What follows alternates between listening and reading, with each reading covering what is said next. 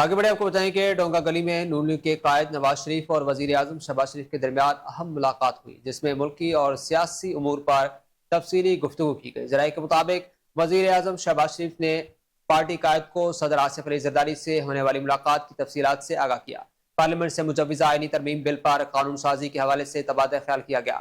نئے chairman election commission کے نام پر بھی تبادلہ خیال کیا گیا۔ وزیر اعظم نے نواز شریف کو مجوزہ آئینی پیکج کے بعد شقوں پر پیپلز پارٹی کی طرف سے تحفظات سمیت وفاق اور کے پی میں مولانا فضل الرحمان کے ساتھ ورکنگ ریلیشن شپ کے لیے رابطوں ملاقاتوں کی تفصیلات سے بھی آگاہ کیا گیا۔ ذرائع کے مطابق وزیر اعلیٰ پنجاب مریم نواز نے پارٹی قائد کو صوبے میں سیلاب کی تباہ کاریوں، امن و امان کے قیام اور مہنگائی کے خاتمے پر اقدامات سے آگاہ کیا۔ اس موقع پر قائد نواز شریف نے وزیر اعظم سے گفتگو کرتے ہوئے کہا کہ ملک کی سیاسی، انتظامی اور آئینی معاملات میں اتحادیوں کو آن بورڈ اور ان کی آراء کو مقدم رکھا جائے۔ سیلاب سے متاثرہ غریب عوام کا جانی مالی نقصانات سروے کروا کر انہیں معقول معاوضہ دیا جائے اور آئندہ سال قدرتی آفات سے نمٹنے کے لیے ایک جامع اور ٹھوس لاہ عمل مرتب کیا جائے۔